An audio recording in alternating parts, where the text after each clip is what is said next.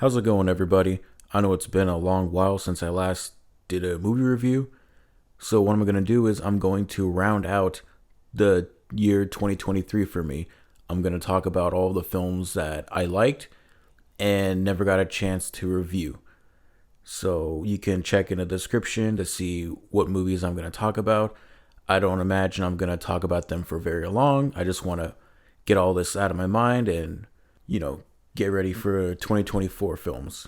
So, let's start off with Theater Camp, directed by Molly Gordon and Nick Lieberman. I saw this as a Regal Mystery Movie Monday, and while I was walking to the theater, I saw a poster for this film, and I said, I don't know if I'm going to watch that. I've never heard of it, and I don't know anything about it. Turns out it was the film that I went to go see, and I enjoyed it. I thought it was going to be kind of annoying at the first couple of minutes. I thought the documentary presentation of the film would be grating and annoying, but it actually benefited the film because there's a lot of great scenes and setups, especially involving the framing, that I think benefits the film. I think all of the cast does a great job. I think it's written well, it's shot well, and it's pretty funny and has a nice heart to it. I'm not sure how successful the film was, but if you get a chance, definitely check it out.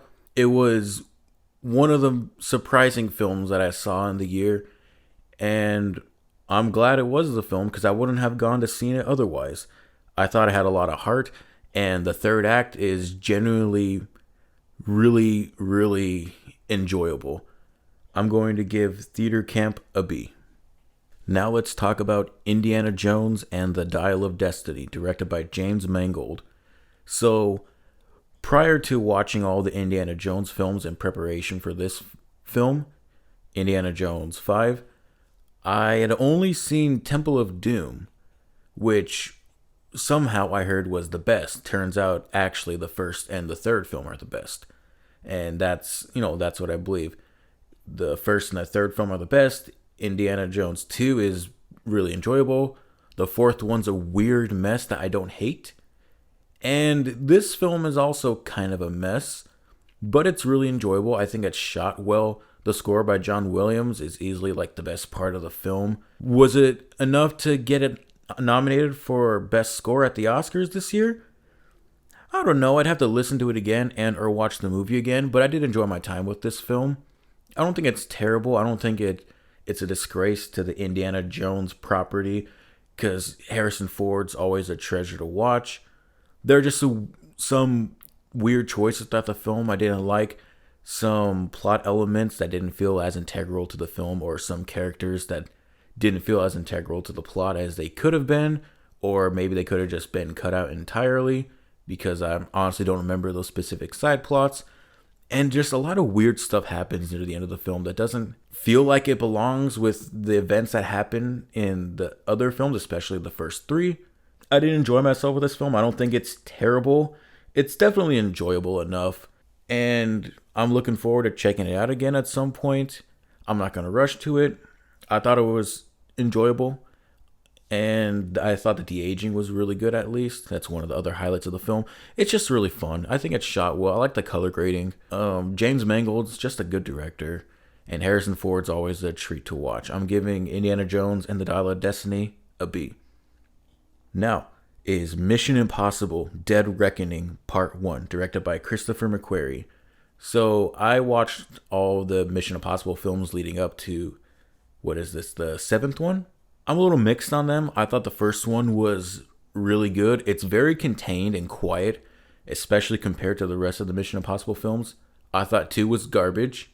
It's just, I don't like 2. I think it tries way too hard to be cool. 3 is fine.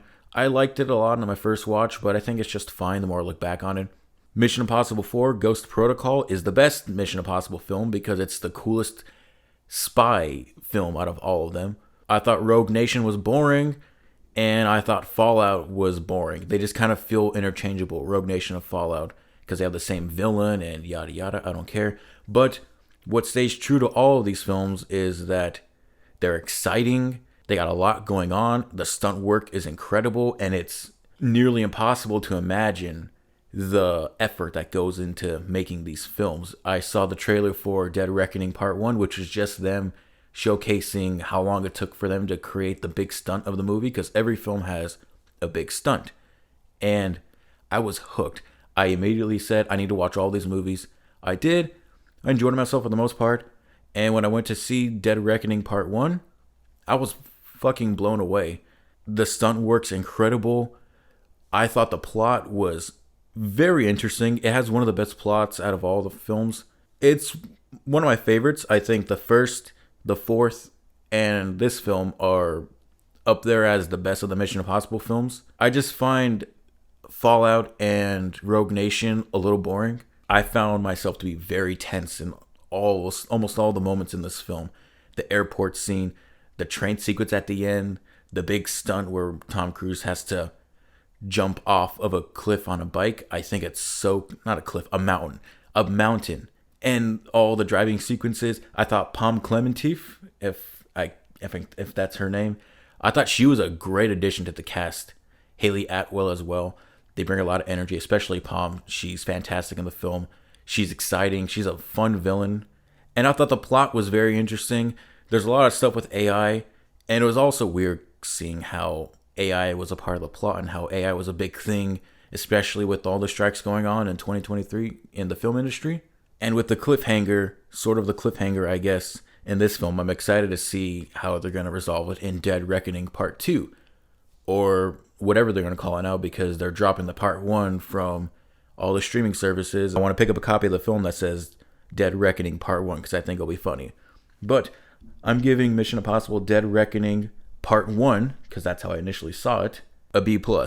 It's just, the craft of it is like top notch, A+. It's just like an extremely technically well-made film. But I think it falls into trappings that other Mission Impossible films have, like Ethan Hunt, can we trust him? They do that in all the Mission Impossible films. It's kind of boring at this point, but I was invested in the plot. The craft of it is like top-notch, A+. It's just like an extremely technically well-made film, but I think it falls into trappings that other Mission Impossible films have, like Ethan Hunt, can we trust him? They do that in all the Mission Impossible films. It's kind of boring at this point. Next is Teenage Mutant Ninja Turtles Mutant Mayhem, directed by Jeff Rao. I really enjoyed this film. I don't have a whole lot of negatives to say. The negatives I could say is that I thought some of the humor was a little too childish. That's only in a few instances though, because it's very specific, extremely modern humor. And I get it, these are teenagers. The Ninja Turtles are like teenagers in this film. Well, it's in the name, Teenage Mutant Ninja Turtles, but they feel the most like teenagers, especially teenagers now in this modern era in this film. And I thought some of the jokes went on for a little too long involving this extremely modern humor. When they stopped being not funny, and then there was actually quite a few jokes that I laughed at. There's like a funny milking joke that I thought was going to be bad, but it's funny. I thought the animation was really unique. It definitely gives off its own unique art style compared to the Spider-Verse films, because a lot of animated films want to go for that look now. That sort of, I guess, comic booky, harsh outline looks. I guess you could say Borderlands in the games does that. I think the animation really suits this film because, Ninja Turtles was a comic book, and you get a lot of the random scribbles everywhere in the backgrounds of a lot of scenes. That really helps give off the more comic book aesthetic that the film was going for. And I think it's just a wildly imaginative film. I'm not super into the Ninja Turtles like I used to be, so I'm not sure about all of the lore. I know certain pieces of the lore, like how the Turtles were created, but not about the 10 gajillion villains that there were, because it was a giant media franchise with a lot of toys and a lot of villains. But I thought all the villains they introduced were pretty unique. I wasn't super into the company side of the film, where there's the company that makes the ooze that they want to go after the turtles. I wasn't super into that side of the film. I was more into the mutant stuff, the mutant villains. That was what was more interesting to me in the film. And of course, the best parts of the film are the turtles and their adventure and the chemistry with each other. When the turtles have good chemistry with each other, then you succeeded at partially, I guess, well, for the most part, succeeded at making a Ninja Turtles property. And it's that bond, the struggles they have with each other, and their brotherly love that keeps the film going. It was the best part of the film. I also really dug Ice Cube as the main villain. At Superfly, I thought he was really cool. There were some few sappy moments in the third act that felt like they kind of came out of nowhere, but I can forgive it. I just thought this was a really interesting, really, really good movie, especially for a Ninja Turtles film. And I'm surprised it was snubbed at the Oscars for Best Animated Feature. I know I gave Elemental a B+, but I think I could just change that grade because I'm giving Ninja Turtles Mutant Mayhem, Teenage Mutant Ninja Turtles Mutant Mayhem a B. But I think it does a lot of things better than Elemental. Elemental's still a good movie, but I would prefer seeing this, or hell, even Suzume, over having Elemental as the one of the spots for Best Animated Feature. Let's move on to the next film, Blue Beetle, directed by Angel Manuel Soto. Really not a whole lot to say. I was looking forward to Blue Beetle. I watched it the day before my birthday with my girlfriend. We had fun with it. I really liked the family dynamic between Jaime and his family. I thought that was really interesting. It had a lot of heart to the film. I thought the CG was pretty good. It's one of the better looking DCEU films. Rip the DCEU, they're dead now with the release of Aquaman 2, and now it seemed like Blue Beetle was for nothing. All this stuff was for nothing, and it bombed at the box office. But I enjoyed myself. I think it's a good superhero film, has a lot of heart to it. I thought all the action was really imaginative. All the things that Jaime can do with the suit, the Blue Beetle suit. I think it's really cool how he can use his mind to make weapons and stuff. I just enjoyed this. I could definitely watch it again. I'm giving Blue Beetle a B. B for Blue Beetle. It's enjoyable enough. It doesn't do anything all too bad. I just thought the pacing could have been a little better, especially at some point in the second act. That's all I can really say about it. It's been a while since I've seen it. Actually, it's been since August. That's when I last saw it. And I'm not going to rush to watch it. I just thought it was good. The action was great. Really imaginative. I thought the villains were really lame, though. All the villains were just lame. Didn't really care for that side. Oh well. These last films, I'm going to have a whole lot more to say on because they're the most recent ones I've seen. And I think they're the more interesting films out of this list. I had a lot to say on Mission Impossible, but I saw that back in, July? Now let's look at the films that I saw in December. The first one of being The Hunger Games, The Ballad of Songbirds and Snakes. My girlfriend wanted to watch all the Hunger Games films before we saw this. I've only seen the first Hunger Games. I thought it was boring when I first watched it. I tried reading the book. I was bored. This is back when it first released in, 2012. And then I heard the other films were better. So we watched Catching Fire. I thought it was far more interesting and far more of a good movie than The Hunger Games. I don't like The Hunger Games as a film. I like The Hunger Games Catching Fire. It's more exciting, but there's still some, dumb elements in it. Then Mockingjay Part 1, I thought was way too boring and way too lame. And then Mockingjay Part 2 is really exciting. There's a lot going on, but it just feels disconnected because it's a two-parter film. So overall, I'm not a huge fan of the Hunger Games film, but I am a big fan of this one, The Ballad of Songbirds and Snakes. It's about Snow, one of the main characters, not one of the main characters, one of the bigger characters in the Hunger Games franchise. It's about him trying to sponsor Lucy Gray, played by Rachel Zegler, who does a really good job in the film, by the way. Tom Blyth plays Snow. He did a really good job too. Those two are the standouts of the film. A lot of people said that the film felt rushed, especially in the third act, and I can agree to that to an extent. But what's weird is that a film can feel rushed, yet really long. This is an almost 3-hour long film, I believe. I definitely believe that third act could be shortened up.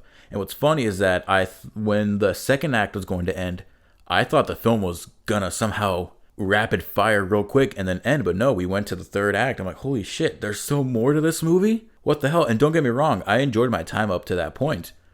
I thought the introduction was really interesting. I thought the Hunger Games sequence was really exciting, but we're seeing a different perspective in the Hunger Games. That being, Snow has to basically train Lucy Gray so that she could win, and then he would get some prize or whatever. I really like their romance with each other and their connection and their bond, their chemistry.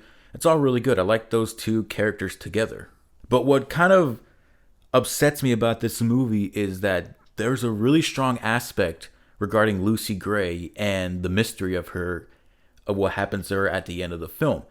And the song by Olivia Rodrigo, which I think is a really damn good song and should have been nominated for Best Original Song at the Oscars, it wasn't. I think that song and the meaning behind the song and how it relates to the film is a lot more interesting than everything else going on in the film. I thought Lucy Gray should have been handled with a lot more focus on her relative to how much focus was on Snow. Because Snow's the main character, of course, and I like all the stuff involving him. But I really think Lucy Gray needed a lot more attention because that aspect of the film, the mystery surrounding her character and what happens at the end of the film, I think it's far more interesting than everything else going on. And there's so much that hinges on that involving how it relates to the other films. And it's weird because the book was written after the other books were written, and so the movie was made after the other movies were made.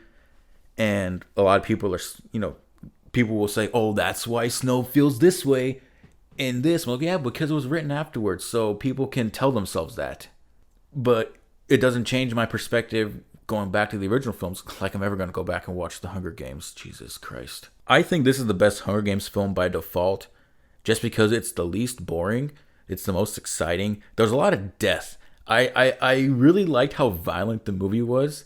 People are just dying left and right. It's really exciting and fun. And I liked all the songs for the film. Rachel Zegler has a great singing voice. I'm giving The Hunger Games, The Ballad of Songbirds and Snakes, a really long-ass title that doesn't need to be that long, a B. Okay, now here are the two films that I do have a lot to say about. Mainly because I saw one of them twice, and because one of them is the best films of the year. Let's talk first about Godzilla -1, directed by Takashi Yamazaki. Oh boy, this film was incredible. I might have to do another review on it solely on this film, just because there's a whole lot to unpack. But I'm going to go through it quickly. I think this is the best Godzilla film. One of the best, if not the best, Godzilla film. And that's not, it wasn't that hard to do, because you need to have an interesting human story and good Godzilla stuff. And it's not a monster fight, it's a human story. I honestly think this was a war story first, and they're like, hey, let's put Godzilla in it. It'll totally fit, and it totally does. It's about survivor's guilt. It's about starting a family. It's about feeling disconnected from the family. It's about trying to find the will to live again. The human story in the film is fucking incredible. And it's really moving, and there's a whole lot of heart to it. But then the Godzilla stuff is there. Whoa. These sequences, I saw this film with a buddy of mine. We both really enjoyed it. And the Godzilla sequences are stunning. They're breathtaking. I think it's the best representation of Godzilla. A few gripes I had with the Godzilla storyline, though, is that they kind of gloss over a few things, or they don't explain certain things involving about how Godzilla became Godzilla. He doesn't really feel like a message or a theme for how Godzilla was originally created. Godzilla was originally a feeling about nuclear warfare and the use of nuclear weapons. He doesn't really feel like that. I feel like Godzilla films need that. They have a very brief scene showing an atomic bomb going off, thus changing Godzilla from his original form to the giant beast that we know and the giant monstrous beast that's present in the film. But I really felt like they needed more of that, because otherwise it's just a random scene and then all of a sudden Godzilla's huge. But once Godzilla becomes the Godzilla we know, whoa, it's incredible. It's a giant monster movie with a great human story. Those Godzilla sequences are incredible. And this film is the first Godzilla film to be nominated for an Oscar, both in the United States and Japan. Both the United States films and the Japanese films. The film was nominated for the Oscars Best Special Effects Award. And I think it has a very clear shot at winning because, whoa, it almost looks real. It almost looks like there's a real ass monster chasing the characters in the water, or a real monster just destroying the city. Also, I have a few other issues involving manipulation and editing to invoke a certain emotion, especially at the end of the film. There's a choice that a character makes, and then we see a scene from before that we were at that initial spot before, but then we see how the rest of the scene plays out. And like, oh, we could have seen that scene, and it would have built up more tension as we get to see the character's head thinking, like, is he going to do this or is he not going to do this? I thought it would have added a lot more tension to that. And then just something involving another character that I'm not going to spoil. It just seemed really silly, but they're obviously leading into something for the next film. There's going to be a next film. Godzilla is never dead. Godzilla will always return. And I'm also excited to see this film again because of Godzilla -1 minus color. I think that's going to be really interesting because they're just not turning the film into black and white.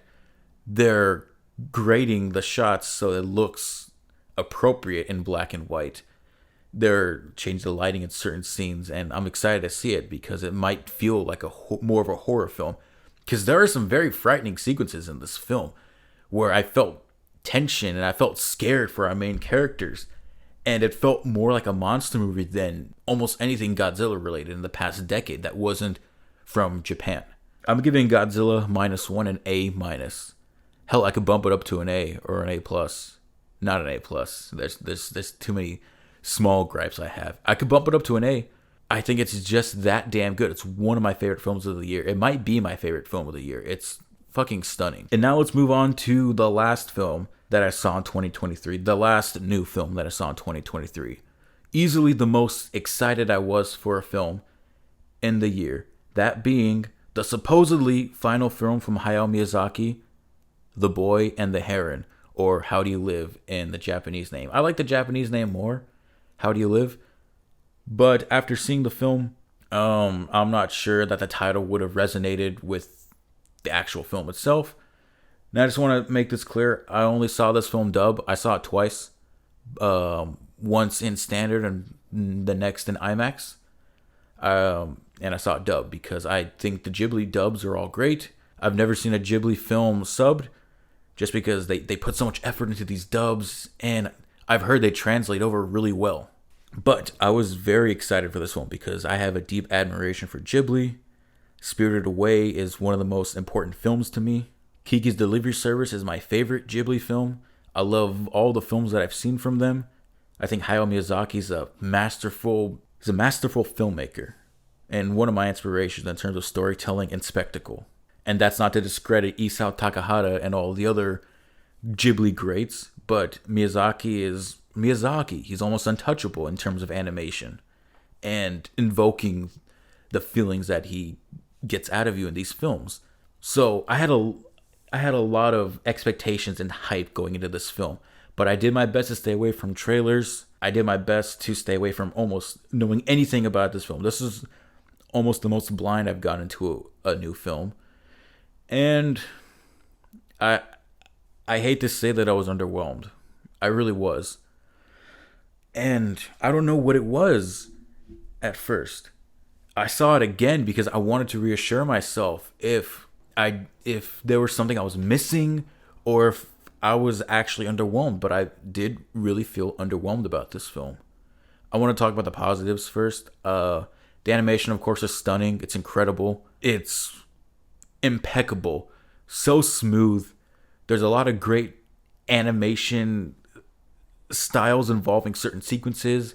fire, these weird ethereal feelings of being in this new world that our main character finds himself in, and how smooth a lot of these details are, and the character movements. The animation's masterful. It's, of course, because it's a new anime film, but because it's also from Ghibli, it's so breathtaking. And I thought the score by Joe Hisaishi was great.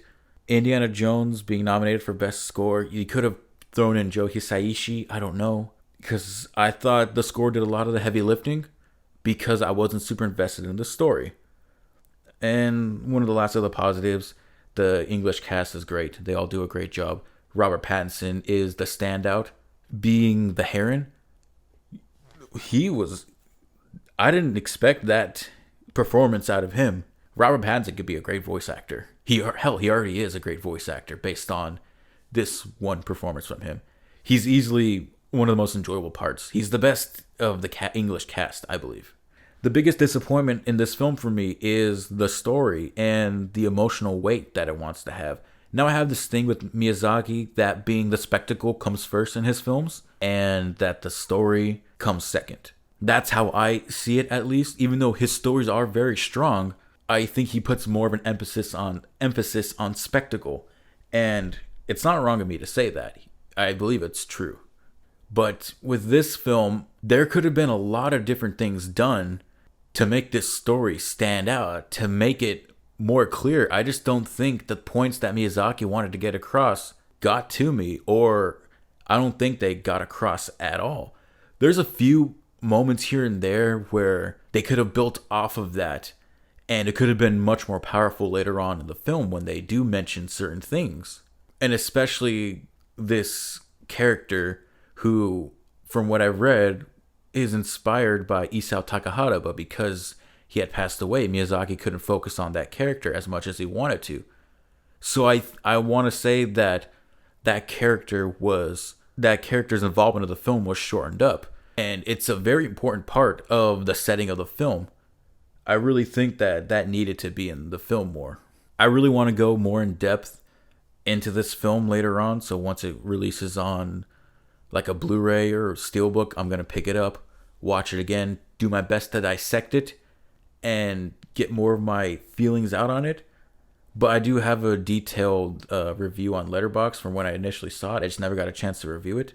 But I couldn't help myself but to not only be underwhelmed, but to go watch it again, because it's a visual treat.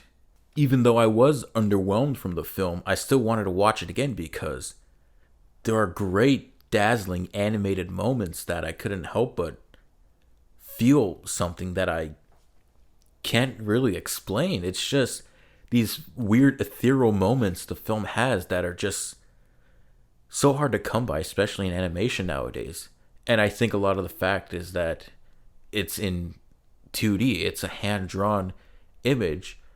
And I think that's what strikes more into the film for me. But I do find the first act of the film to be very slow, and I find the third act of the film to be very rushed, and a really long second act that kind of feels really slow at points. But people are lauding this as one of Miyazaki's finest works, when I honestly find this to be one of the weaker Ghibli films that I've seen. Hell, I don't think it needed to be over 2 hours long. It's a 2 hour and 4 minute film.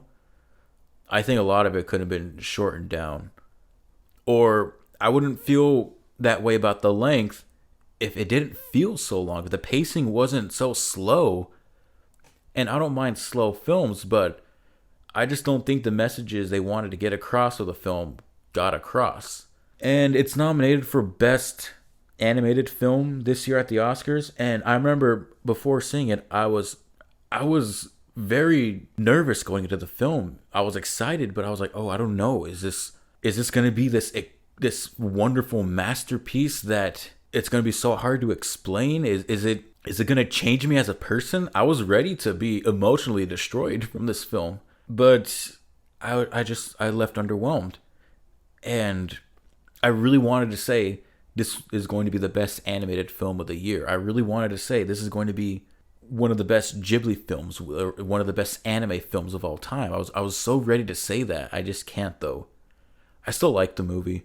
It's just that I couldn't help but be very, very underwhelmed. I'm giving The Boy and the Heron a B. I really wanted to say that this is going to be better than Spider-Verse, but I enjoy Spider-Verse more, and if the Oscar goes to Spider-Verse, I wouldn't mind. If it goes to Elemental, everyone's gonna riot. If it goes to The Boy and the Heron, I wouldn't mind. But where's Suzume in all of this? Why isn't Suzume nominated for Best Animated Feature? What the hell? So anyways, I think this was a lot longer than I initially planned for this to be. I just had a lot more to say on films like Mission Impossible, Godzilla, and The Boy and the Heron. I just wanted to get this all out of my head because I've been wanting to talk about these movies for a long time, and this is going to be like a very low effort video. I don't know if I'm going to put trailer footage in this. I think I'm just going to show the posters, but I just wanted to get all this out of my head. If there are any movies I'm going to do like single review videos on, I think it's going to be the big three: Mission Impossible, Godzilla Minus One, and The Boy and the Heron. But for now, that should be it. I do have more descriptive reviews of these movies, all except Blue Beetle. I just never got around to reviewing Blue Beetle on my Letterboxd, but I have descriptive reviews of these films on Letterboxd. This was just I'm gonna get these thoughts out of my head real quick. Turned out to be, as a recording, 42 minutes. Of course, it's gonna be shortened down for the final version, and I'm just talking right now. So, what did you think about all these films that I saw? These were the 2023 films that I liked and never got a chance to review. And that's it. I'm looking forward to finishing out the 2023 films that I missed. That being The Iron Claw, Anatomy of a Fall, American Fiction, Poor Things, and The Holdovers, and a whole lot more that I want to watch. And I'm excited for the 2024 films. I haven't seen a new 2024 film yet, but I'm very looking forward to this year because the film industry is kicking it back. There's no strikes going on. Let's have a great 2024 in film. So, yeah. Bye.